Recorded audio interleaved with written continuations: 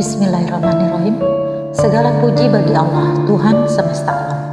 Salawat dan salam kita haturkan kepada semua Nabi Allah, terkhusus Nabi terakhir kita, Muhammad Sallallahu Alaihi Wasallam. Assalamualaikum warahmatullahi wabarakatuh. Hari ini hari ke-25 Rabiul Awal 1445 Hijriah, dan kita baca Quran Surat Al-Fatihah, Quran Surat Ar-Rahman, sampai dengan Quran Surat Al-Mumtahanah.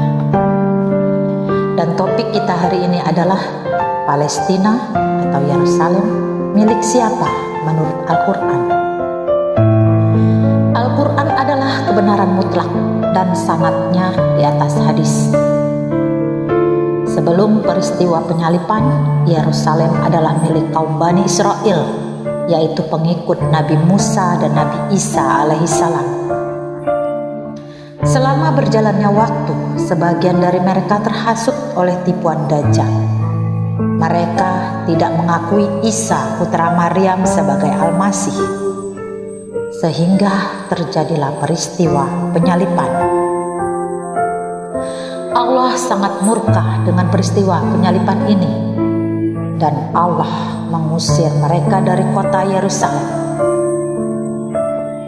Saat peristiwa penyalipan itu, ada kaum Bani Israel yang merasa sedih dan ada yang merasa gembira. Kaum Bani Israel yang merasa sedih adalah pengikut Nabi Isa yang mengakuinya sebagai Al-Masih, dan dalam Al-Quran mereka disebut sebagai kaum Nasrani. Mereka dibiarkan Allah menempati kota Konstantinopel tanpa peperangan, yang saat ini menjadi pusat kekristenan Ortodoks Rusia. Mereka adalah Nasrani Konstantinopel, dan mereka inilah bangsa Rum yang disebutkan dalam Al-Quran, Quran Surat Ar-Rum 1-5, di mana umat muslim akan beraliansi dengan mereka, baik saudara suka atau tidak suka. Dan yang merasa gembira saat penyalipan, karena mereka telah merasa benar menyalip orang yang mengaku sebagai Al-Masih. Mereka ini disebut kaum Yahudi dalam Al-Quran. Kaum Yahudi dibiarkan Allah berdiaspora ke seluruh dunia.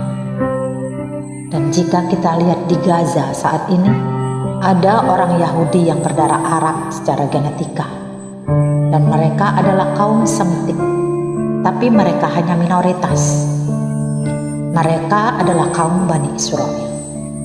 Kaum Semitik inilah Yahudi yang mendukung Palestina, yang mayoritas umat Muslim saat ini. Mereka bersama menentang kekejaman Israel di Palestina. Lalu siapakah Israel ini?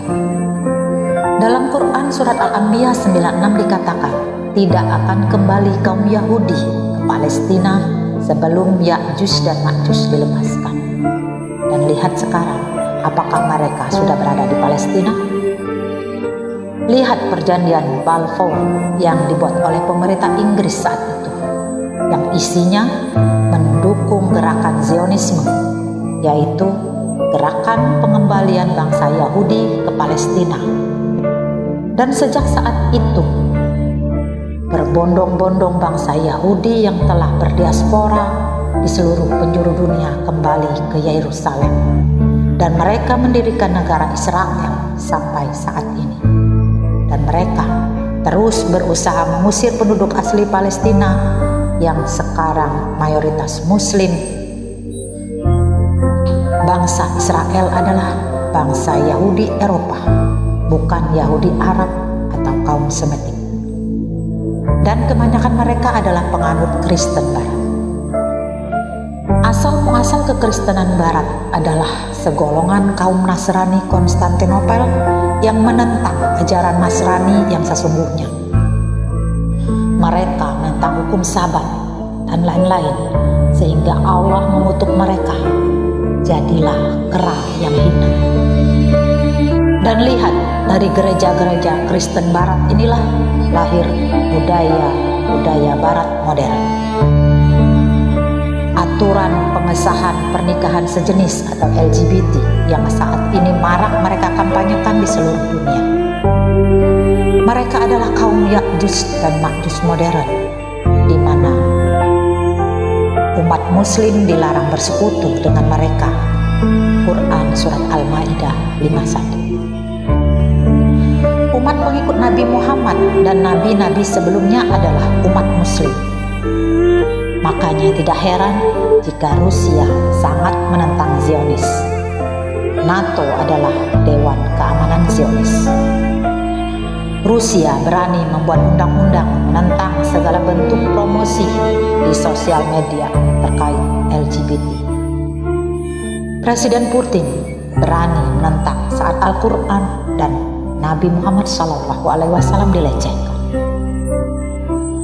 Mereka adalah Nasrani yang dekat kasih sayangnya terhadap umat muslim.